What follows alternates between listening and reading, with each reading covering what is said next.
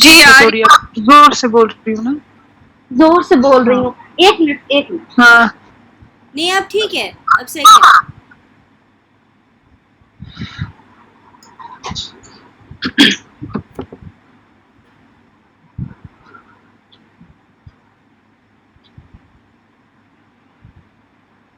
अच्छा जी, ये जो ऊपर है ना नेम्स, वो इनके एक्चुअली कैरेक्टरिस्टिक्स को रिप्रेजेंट कर रहे हैं।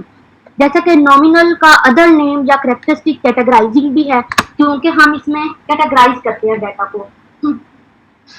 ऑर्डिनल में हम रैंक करते हैं या रेटिंग करते हैं डाटा की।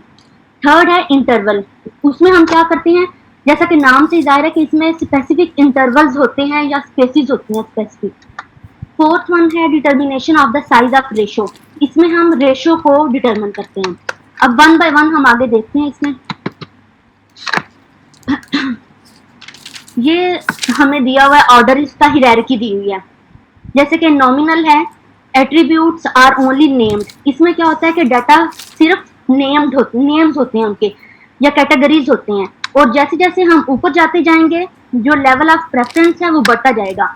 जैसे कि नॉमिनल जो है वो लीस्ट प्रेफर्ड है, जबकि जैसे जैसे हम ऊपर जाते जाएंगे रेशो जो है वो मोस्ट प्रेफर्ड है। आ रही है मेरी आवाज? हाँ जी अब सही आ रही है। बिल्कुल ठीक है मम्मी। ठीक है। अच्छा, नॉमिनल जो है वो एक तो नेम्स होते हैं इसमें डाटा के, जस्ट नेम। आगे जाएं ऑर्डिनल। ऑर्डिनल क्या होता है कि इसमें स्पेसिफिक ऑर्डर्स होते हैं। हम आगे विद एग्जांपल्स पढ़ते हैं। इंटरवल जो है इसमें डिस्टेंस होता है मीनिंगफुल, या कह लें कि इंटरवल होता है मीनिंगफुल, या डिस्टेंस होता है, या स्पेसिस होती हैं। रेशो जो है और इसमें एक बात यह है इंटरवल में कि ये जीरो नहीं हो सकता। रेशो जो है वो जीरो होती है, एब्सोल्यूट जीरो हो सकती है। अच्छा, उसके बाद वन बाय वन है नॉमिनल स्केल। क्या होता है इसमें सिर्फ नेम्स या कैटेगरीज होती हैं। फॉर एग्जाम्पल हम कहते हैं कि मेल्स और फीमेल्स का ग्रुप है, लेकिन हम उसको सिर्फ उसका नेम्स हैं, कैटेगरीज हैं कि ये मेल्स हैं फीमेल्स हैं, हम उनको रैंकिंग नहीं करते। हम ये नहीं कहते कि मेल्स जो हैं वो फर्स्ट नंबर पे आएंगी, फीमेल सेकंड पे आएंगी, या फीमेल फर्स्ट पे आएंगी, मेल सेकंड पे आएंगी, ऐसा नहीं होता। और ये म्यूचुअली एक्सक्लूसिव होते हैं, मतलब ओवरलैप नहीं कर सकती, ये कैटेगरीज जो हैं ओवरलैप नहीं कर सकती। ठीक है, और इसकी एग्जांपल मैम ने इसमें डाली हुई है, जैसे कि कॉलेज के इंस्ट्रक्टर्स हैं। हम कहते हैं कि जो फलां टीचर है वो फलां सब्जेक्ट का है, इंग्लिश का है, उर्दू का है, फिजिक्स का है, लेकिन हम ये नहीं कहते कि फलां टीचर फलां से ज्यादा अच्छा पढ़ाता है, या इस तरह से करके कैटेगरी इसमें नहीं है, लेवल्स नहीं है। उसके बाद है जी जिप कोड्स। अब जिप कोड्स क्या होते हैं, ये मैंने नेट से देखा था। ये जैसे पोस्टल कोड्स होते हैं ना, हर कंट्री का अपना एक पोस्टल कोड होता है कलर्ड, जो कि मेल को इफेक्टिव बनाने के लिए यूज किया जाता है। उसके बाद पॉलिटिकल पार्टी मतलब वो इंडिपेंडेंट है, डेमोक्रेटिक है, मतलब कैसी है वो।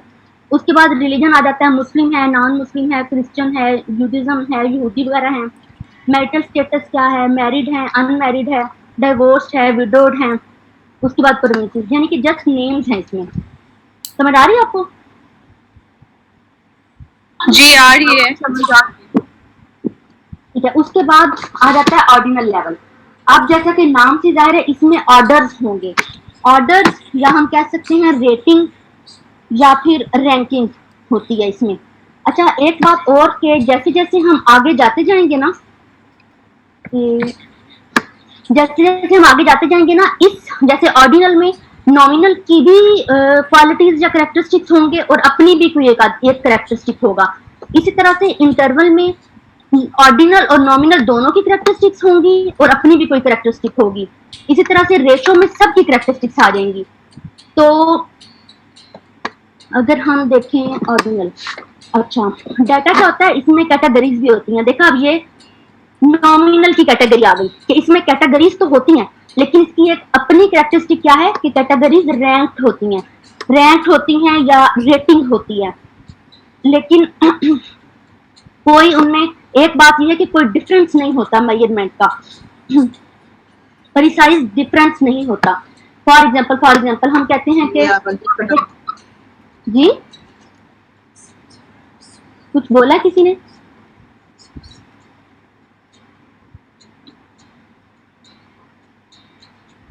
मेरी आवाज आ रही है? जी जी बिल्कुल आ रही है, आप कंटिन्यू करें। अच्छा ठीक है। अच्छा जी, उसके बाद इसकी एग्जांपल्स हैं कि जैसे एक क्लास में 20 या 30 स्टूडेंट्स हैं, तो हम कह देते हैं कि मतलब उनको ग्रेडिंग कर देते हैं कि ये फर्स्ट है, ये सेकंड है, ये थर्ड है। अच्छा, अब एक बात इसमें आई है कि इसमें डिफरेंस नहीं होता। अब वो बात कैसे, यानी कि हम कहते हैं कि एक स्टूडेंट फर्स्ट नंबर पे है, दूसरा सेकंड पे है, तीसरा हम कहते हैं ये सिक्स्थ पे है। तो सेकंड और थर्ड वाले में या थर्ड और सिक्स्थ वाले में इक्वल डिफरेंस नहीं होगा। ठीक है, इस बात की समझ आई है? जो डिफरेंस की बात ऊपर कही हुई है कि कैटेगरीज तो होंगी लेकिन डिफरेंस नहीं होगा, equal difference. Precise measurement of difference in the ordinal level of measurement do not exist. So ordinal level of measurement classifies data into categories that can be ranked.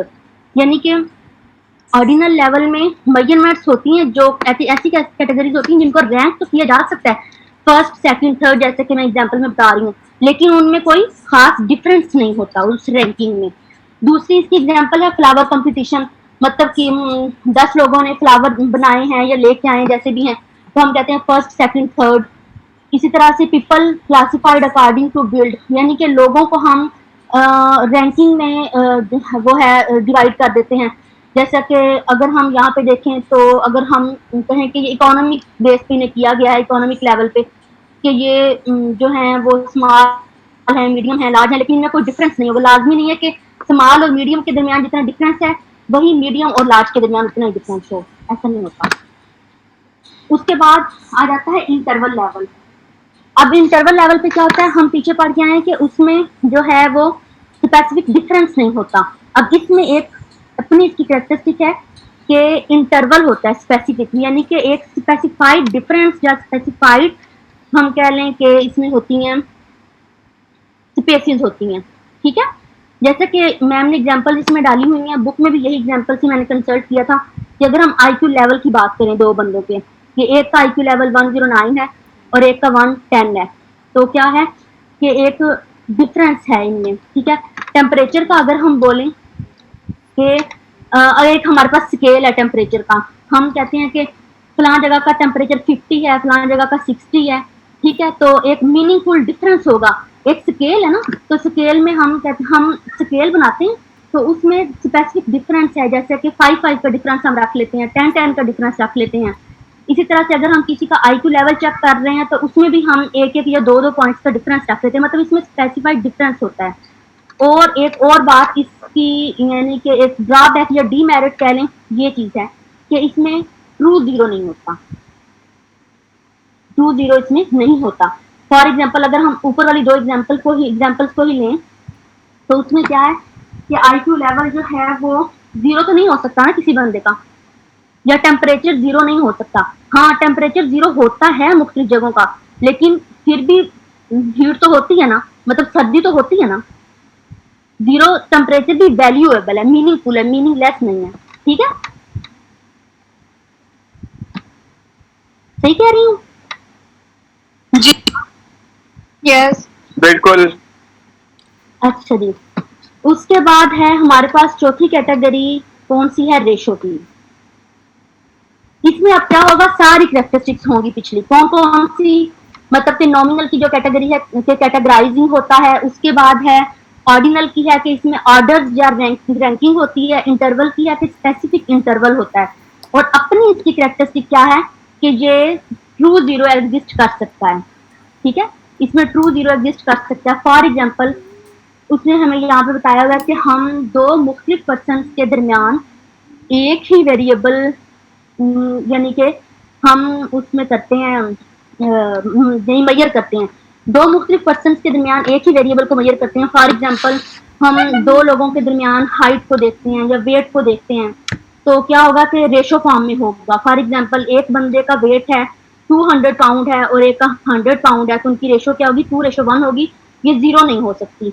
अगर नंबर ये zero मतलब इनके दरमियान exist कर सकता है, sorry. और ये नंबर ऑफ कॉल, यानी कि नंबर ऑफ कॉल, कोई भी नंबर ऑफ कॉल रिसीव नहीं हुई। लेकिन यहाँ पे मुझे कंफ्यूजन थी हाइट और वेट के इनके दरमियान जीरो कैसे हो सकता है। ये मैंने डॉक्टर अली से पूछा था। डॉक्टर अली, आपने देखा?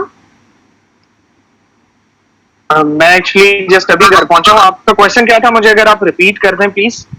मैंने आपसे पूछा था कि हाइट और वेट, मतलब कि हम दो बंदों की हाइट को हम अगर हम रेशो निकालें तो वो जीरो, मतलब उसने कहा है कि जैसे इसमें जीरो हो सकता है, ट्रू जीरो.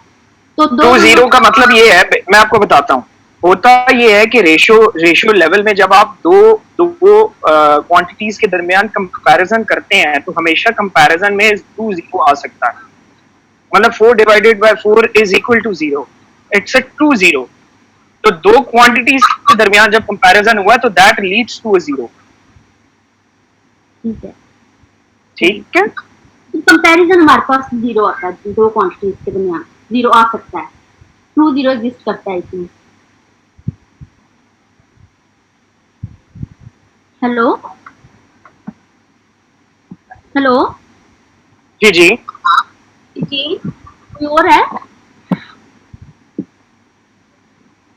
देखिए, मैं एक चीज ऐड करना चाहूंगा जी जरूर. हमारे जितने भी पार्टिसिपेंट्स हैं, ताकि उनको थोड़ा सा ना विजन उनका क्लियर हो जाए रिगार्डिंग दिस लेक्चर. दो मैंने ये लेक्चर इतना डेप्थ में पढ़ा नहीं है, लेकिन मुझे जितना टाइम मिल सका, मैं पिछले ऑलमोस्ट एक वीक से ज्यादा पढ़ाई मैं कर नहीं सका. हम जब भी कोई मेजरमेंट्स करते हैं, हमने जितने भी वेरिएबल्स मेजर करते हैं, या हम बेशक हम एपिडेमियोलॉजी में मेजर कर रहे हैं या हम बायोस्टैट में मेजर कर रहे हैं, ठीक है. तो हम बायोस्टैट पढ़ते ही बेसिकली एपिडेमियोलॉजिकल मेथड्स के लिए हैं, क्योंकि हमने ये जितनी भी बायोस्टैट्स में मेजरमेंट्स या मेथड्स पढ़े हैं, ये जब हम आगे जाके अपनी एपिडेमियोलॉजिकल रिसर्च कंडक्ट करेंगे तो उसमें ये अप्लाई होंगे डिफरेंट जगहों पे. ठीक है. एक चीज तो आपको ये कॉन्सेप्ट क्लियर होना चाहिए कि बायोस्टैट और ये जो जितने भी हम सब्जेक्ट्स पढ़े हैं, they are interlinked with each other, क्योंकि ये पब्लिक हेल्थ का पार्ट है. और हमारा जो कोर मेन सब्जेक्ट है दैट इज एपिडेमियोलॉजी. एक चीज. दूसरी चीज ये है कि जब भी हम वेरिएबल्स की बात करेंगे, जो कि हमने कल लेक्चर में पढ़ा था, तो डिफरेंट टाइप ऑफ वेरिएबल्स को मेजर करने के लिए डिफरेंट तरीके हैं. ठीक है. और हर वेरिएबल की लिमिटेशन है कि हम उस लिमिटेशन के बाहर नहीं जा सकते. मतलब there is no other option कि वो एग्जिस्ट ही नहीं करता है. फॉर एग्जाम्पल, नॉमिनल है. अगर हम नॉमिनल की बात करते हैं तो कुछ ऐसे कैरेक्टरिस्टिक्स हैं, कुछ ऐसे वेरिएबल्स हैं जिनको सिर्फ नॉमिनली हम कैटेगराइज कर सकते हैं, हम नॉमिनल कैटेगरी में प्लेस कर सकते हैं. हमारे पास उनकी ना तो कोई मेजरमेंट्स है, ना कोई ऑर्डर है, ना कोई इंटरवल है, ना कोई एब्सोल्यूट जीरो है. हमारे पास कोई तरीकाकार नहीं है और उनको किसी और कैटेगरी में डालने का. तो जब साइंटिस्ट या एपिडेमियोलॉजिस्ट या बायोस्टैटिशियंस जब बैठे तो उन्होंने ये डिसाइड किया कि हमने ये 4 कैटेगरीज बनानी है, और जो हमारे पास वेरिएबल्स हैं उनको हमने इन 4 कैटेगरीज में पुट कर देना है मेजरमेंट्स के हिसाब से. कि जब हमने मेजरमेंट्स की बात करनी है, जब हमने किसी भी वेरिएबल को मेजर करना है, तो हमने उसको इन 4 कैटेगरी में कर देना. कुछ वेरिएबल्स हैं जिनके हम सिर्फ नाम दे सकते हैं, कुछ वेरिएबल्स हैं जिनको हम कोई ऑर्डर दे सकते हैं, कुछ वेरिएबल्स हैं जिनको हम इंटरवल्स दे सकते हैं, और कुछ वेरिएबल्स हैं जिनमें एब्सोल्यूट जीरो एग्जिस्ट करता है और उनमें कंपैरिजंस कर सकते हैं, जिनकी साथ साथ हमने एग्जांपल्स पढ़ी. तो बेसिक कॉन्सेप्ट जो है वो वेरिएबल के बाद मेजरमेंट ऑफ वेरिएबल का यही है कि जब आप वेरिएबल का कॉन्सेप्ट समझ लेते हैं कि variable is any characteristic under study, ठीक है, जिसको हम फर्दर कैटेगराइज करते हैं कि वो क्वालिटेटिव होता है, क्वांटिटेटिव होता है. तो आप ये देखें कि जो भी क्वालिटेटिव है वो नॉमिनल है. ठीक है. तो जो नॉमिनल है तो बेसिकली तो वो क्वालिटेटिव वेरिएबल है ना. ठीक है. उसका हम सिर्फ नेम कर सकते हैं, उसके पास हमारे पास और कोई मेजर नहीं है और कोई स्केल नहीं है हमारे पास उसको कैटेगराइज करने के लिए, उसको मेजर करने के लिए, सवाए इसके कि हम उसको नाम दे दें. ठीक है. For example, name of A participant, हम उसको नेम ऑफ ए पार्टिसिपेंट को नेम ऑफ ए पार्टिसिपेंट भी कर सकते हैं. हमारे पास कोई स्केल नहीं है.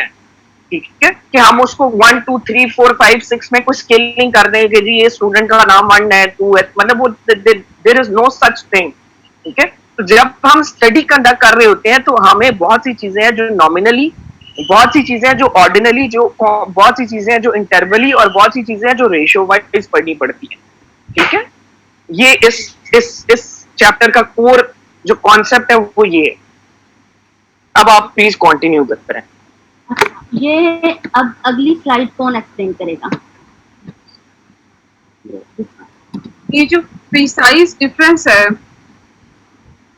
जी जी जी जी इसको भी एक दफा मैंने बुक से भी पढ़ा था, थोड़ा सा प्रिसाइज डिफरेंस एग्जिस्ट करता है या नहीं करता, इसका एग्जैक्टली क्या है मतलब कॉन्सेप्ट? यानी कि जैसे कि वो मैंने एग्जांपल दी ना आपको कि अगर हम एक क्लास में 10 स्टूडेंट्स हैं या 15 हैं, तो हम कहते हैं कि फलाना 1 नंबर पे है, फलाने की सेकंड पोजीशन है, थर्ड, फोर्थ, फिफ्थ, इस तरह से।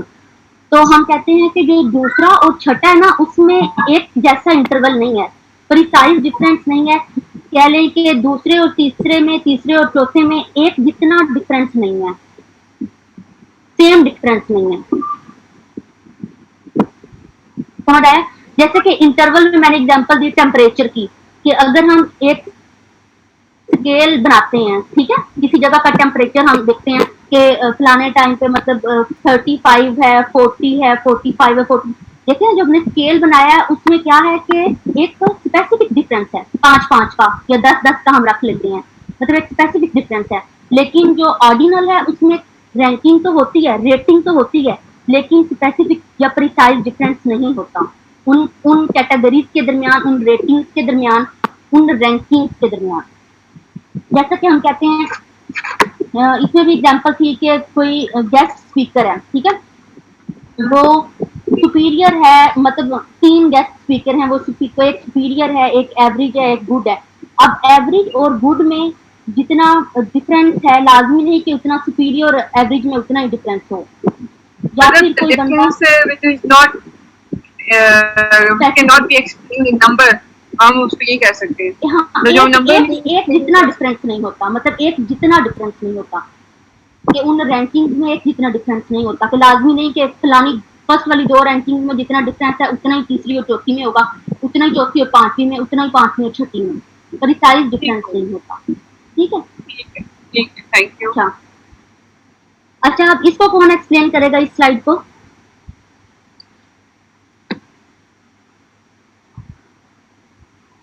ये तो स्लाइड वही है ना जो 4 मेजर्स आपने एक्सप्लेन किए हैं अभी। हाँ बिल्कुल, इन्हीं की कैरेक्टरिस्टिक्स है ना। हाँ जी बिल्कुल। Start from the bottom. Hmm, तो सबसे अच्छी हमारे पास जो है वो रेशियो है, एज यू एक्सप्लेन। इसमें चारों कैरेक्टरिस्टिक्स जो है वो पाए जाते हैं, नेम भी है, ऑर्डर भी है, इक्वल इंटरवल्स भी हैं, एब्सोल्यूट जीरो भी है, हाँ ट्रू जीरो जो है। ठीक है, इंटरवल में इसी तरह से name, order and equal intervals हैं, लेकिन ट्रू जीरो नहीं है। जी और ऑर्डिनल में नेम है और सिर्फ ऑर्डर है। रेशियो लेवल, जी जी बोले।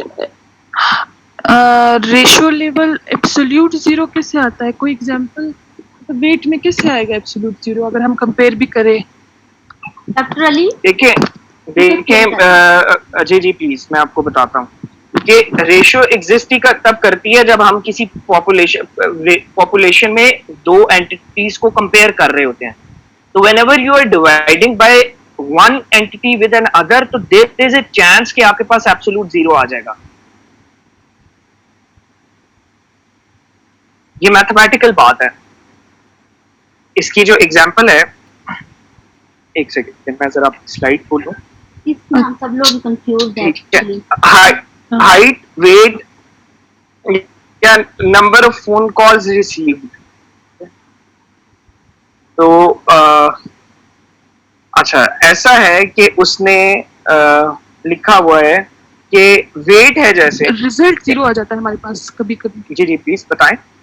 कैसे जीरो होता है? मतलब अगर हम 2 बंदों का वेट कंपेयर कर रहे हैं, हाँ, तो रेशियो कैसे जीरो आएगी?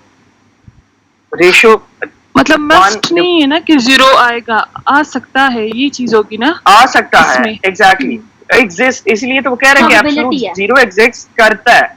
एग्जैक्टली उसमें तो करता ही नहीं है ना, उसमें तो प्रैक्टिकली ऑन ग्राउंड हमारे पास एब्सोल्यूट जीरो की एग्जिस्टेंस नहीं है इंटरवल वाले।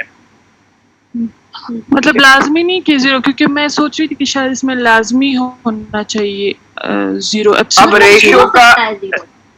रेशियो का अब आप आपको ना स्लाइड नंबर 8 पे आए, इससे प्रीवियस स्लाइड पे, और इसका सबसे वाला पॉइंट पढ़ते हैं. If one can lift 200 lbs and other 100 lbs then ratio is 2:1. ठीक है, तो अगर ये पहला भी 200 उठा रहा है तो दूसरा भी 200 उठा रहा है, ठीक है, तो रेशियो इज 1:1. 1:1. तो इसी तरह जब आप इसको कंपेयर कर रहे होते हैं, ठीक है, हो सकता है कि एक उठा ही ना पा रहा हो, दैट इज 0 lbps. तो जब आप इसको कंपेयर करेंगे तो आंसर विल बी 0. ठीक है, तो इसमें आपका एब्सोल्यूट 0 एग्जिस्ट कर रहा है. जब आप दो एंटिटीज को डिवाइड करते हैं तो उसमें एब्सोल्यूट 0 एग्जिस्ट करता है, क्योंकि आप कंपैरिजन कर रहे हैं. ठीक है, आप वेट को इंडिविजुअल आप वेट को या हाइट को एक इंडिविजुअल एंटिटी जो है वो कंसिडर ना करें. आप ये देखें कि दो वेट्स को आपस में या दो हाइट्स को आपस में कंपेयर करना है हमें, रेशियो, या हाइट वेट को करना है. ठीक है, अगर हम दो बंदों का कंपेयर कर रहे हैं, अगर न्यूमरेटर में 0 होगा तभी आपका ये 0 आएगा ना. जी, मतलब 0 एक न्यूमरेटर में होना चाहिए या फिर डिनोमिनेटर में इंफिनिटी या न्यूमरेटर में 0, तभी 0 आएगा. मतलब जहां तक 0 का कॉन्सेप्ट है कि आंसर विल बी एब्सोल्यूट 0. जी बिल्कुल, डॉक्टर अली, बिल्कुल ऐसे ही है. अगर हम एंटिटी हमारे पास 0 होगी तभी आएगी 0. then how we will get the 0, the true 0? Sir question क्या आपका, सॉरी? मैं ये कह रही हूँ, अगर ये हम ट्रू 0 वाला जो कॉन्सेप्ट है, अगर हम वेट्स पे अप्लाई करते हैं, like the weight of a person, and if we are comparing the weight of two persons, then how we will get the true 0 in that situation? नहीं, अब वेट पर्सन में मतलब वेट को आप अगर इंडिविजुअलाइज करेंगे किसी ऑब्जेक्ट के साथ तो फिर तो ऑब्वियसली इसकी एग्जांपल कोट करना मुश्किल है. लेकिन वेट इटसेल्फ 0 वेट एग्जिस्ट तो करता है ना, लेकिन 0 टेम्परेचर एग्जिस्ट तो नहीं करता. और 0 मैं ऐसा करता हूँ, हम ऐसा करते हैं, हम ना इसको क्वेश्चन मार्क करके रख लेते हैं. मैं नेक्स्ट लेक्चर में ना इसकी क्लैरिफिकेशन मांग लेंगे. मेरा भी कॉन्सेप्ट क्लियर हो जाएगा जो मेरे माइंड में, और आप लोगों का भी क्लियर हो जाएगा. हो सकता है कि मेरे माइंड में गलत कॉन्सेप्ट हो, ठीक है, मेरे माइंड में गलत हो. एक चीज जो मैं इसमें ऐड करना चाहता हूं कि नॉमिनल और ऑर्डिनल, ठीक है, ये वही वेरिएबल मेजरमेंट्स हैं जो कि नॉमिनल, ऑर्डिनल, क्वालिटेटिव वाली हम पीछे पढ़ के आए हैं लेक्चर 1 में. एग्जैक्टली, ये क्वालिटेटिव की आगे फर्दर कैटेगरी है ना. एग्जैक्टली, और ये इंटरवल और रेशियो न्यूमेरिकल या क्वांटिटेटिव की आगे से फर्दर मेजरमेंट्स हैं. यानी क्वालिटेटिव को मेजर करने के लिए ऑर्डिनल वही कैटेगराइजेशन है कि नॉमिनल और ऑर्डिनल, और न्यूमेरिकल के लिए इंटरवल और रेशियो लेवल्स हैं. ठीक है, तो मेरी वो बात आप ज़हन में रखें कि पहले हमने पढ़ा कि बेसिकली वेरिएबल्स क्या होते हैं. हमने जब वेरिएबल्स बायोस्टैट या एपिडेमियोलॉजी पढ़े होते हैं तो हमें वेरिएबल्स पे फोकस करना होता है. ठीक है, तो वेरिएबल्स के बाद हमने नेक्स्ट स्टेप पढ़ा कि वेरिएबल्स को बेसिकली कैटेगराइज कैसे करते हैं और इनको कैटेगराइजेशन में मेजर कैसे किया जाता है, बेसिक मेजर कैसे किया जाता है, उसका ये टेबल है. और इसी टेबल में हमें सारे जवाब मिल जाते हैं. This table is very important जो 9 में है. अच्छा, कि नॉमिनल में नाम है, ऑर्डिनल में नाम के साथ कोई ऑर्डर है, इंटरवल में नेम, ऑर्डर और इक्वल इंटरवल्स हैं, और रेशियो में नेम, ऑर्डर, इंटरवल्स और एब्सोल्यूट 0 है. ठीक है, और ये जो एब्सोल्यूट 0 वाली बात है ये हम देखनी तो मतलब नॉमिनल भी तो हुआ ना. सॉरी बस आपकी आवाज नहीं आई. क्या पूछा आपने? मैं कह रही हूँ कि अगर हमने मेल फीमेल रेशियो देखनी है, ठीक है, तो वो हम नॉमिनल में काउंट करेंगे या इस रेशियो लेवल में? रेशियो में। रेशो में करेंगे, रेशो में। ठीक है, सही। ओके, नेक्स्ट स्लाइड करूं, चलिए आगे। हेलो, हाँ जी, चलिए आगे डॉक्टर मुबीन। अच्छा ठीक है।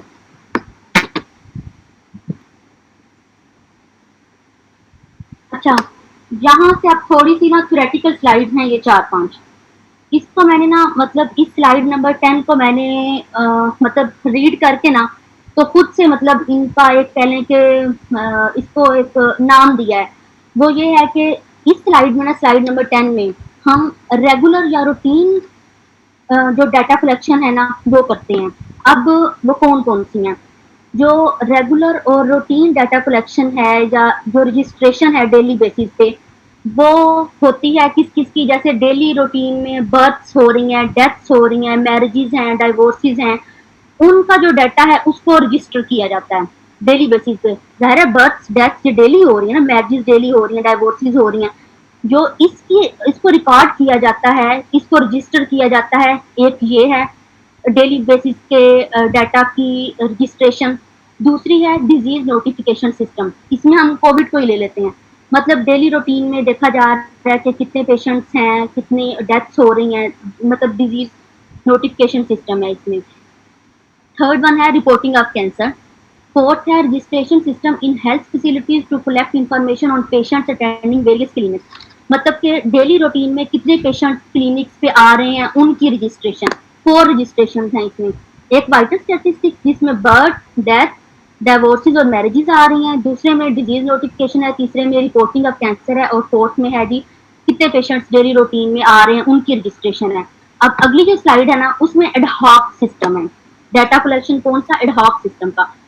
प्रीवियस स्लाइड थी डेली बेसिस पे जो होता है रजिस्टर्ड डाटा। अब एडहॉक बेसिस पे वो ये है, मुझे जो स्लाइड में समझ आई है वो ये है कि जो एडहॉक बेसिस के लिए हम डाटा कलेक्ट करते हैं ना, वो लाजमी नहीं कि हम रेगुलर बेस पे करें। रेगुलर बेस पे हम कलेक्ट करें और रेगुलर बेस पे उसको रजिस्टर करें।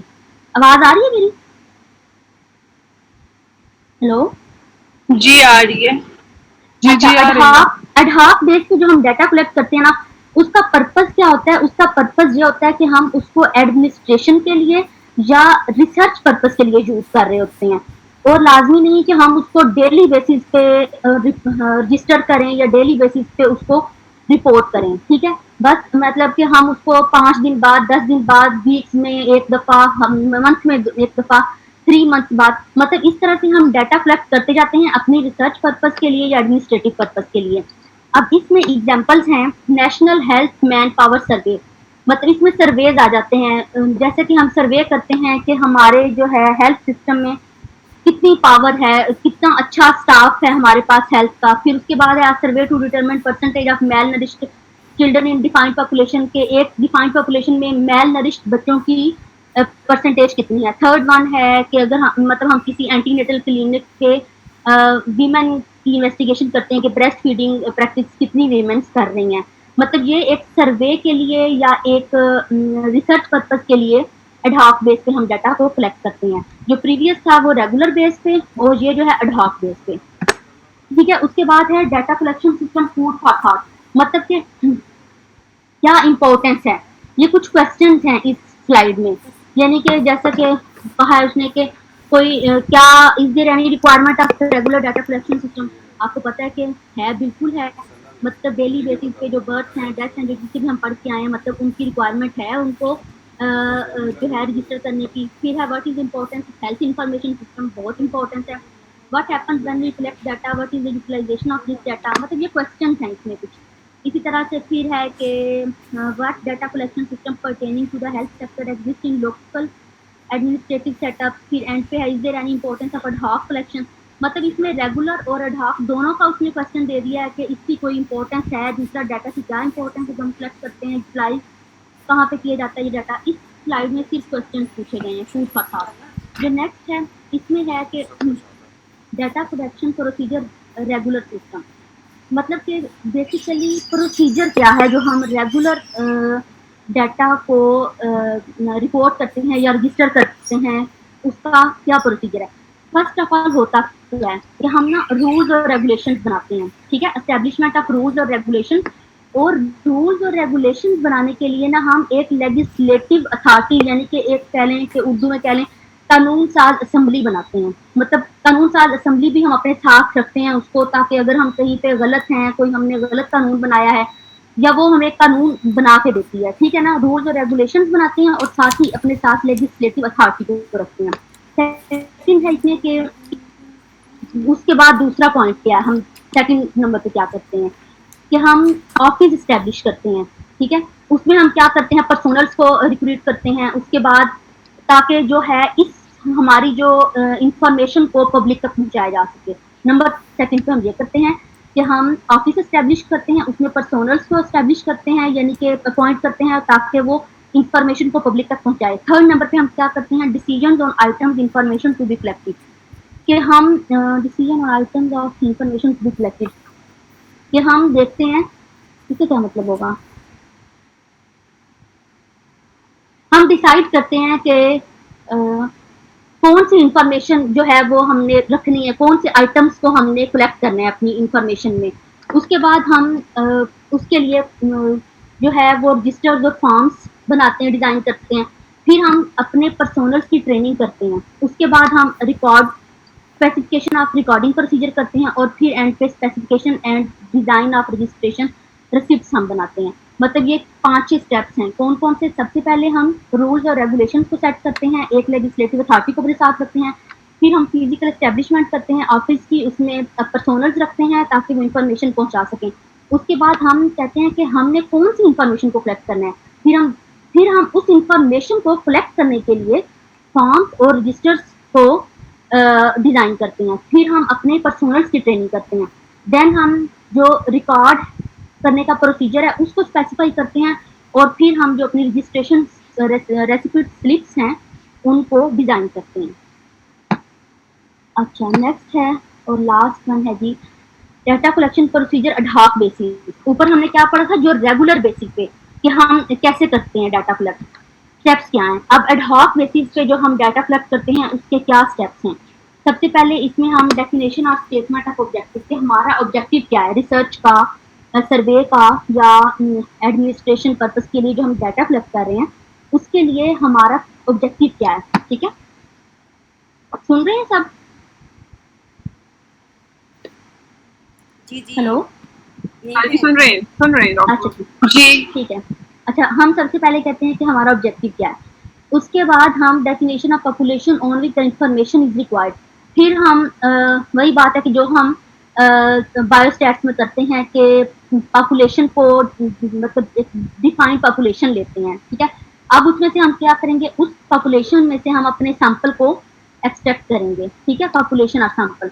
उसके बाद हम ये देखेंगे कि हमारा सैंपल साइज कितना होना चाहिए, मतलब कि कितने लोगों पे हमने रिसर्च करनी है, how many respondents are to be included in the study, sample size कितना होना चाहिए। उसके बाद कौन सी टेक्निक हमने लगानी है, जो कि मैम ने पढ़ाई भी की हमें, सैंपल टेक्निक की हैं, वो आगे जाकर हम पढ़ेंगे। उसके बाद design, decision and designing of instruments, कि हमने इसके लिए कौन से इंस्ट्रूमेंट्स या कौन से मेथड, जैसे कि फॉर्म्स हैं, क्वेश्चनियर हैं, सेंसस का मेथड है, इन्यूमरेशन वगैरह का, हमने कौन सा मेथड जो है वो यूज़ करना है। उसके बाद पर्सनल्स की ट्रेनिंग होती है डाटा कलेक्शन के लिए। और एंड पे क्या होता है कि जो हमारा पर्पस है या जिसके लिए हम बायोस्टैट को स्टडी कर रहे हैं, जो बायोस्टैट की डेफिनेशन है उसमें क्या है कि data collection, recording, analysis, organising और पब्लिकेशन, ठीक है। Thank you. समझ आई आप लोगों को? Thank you doctor.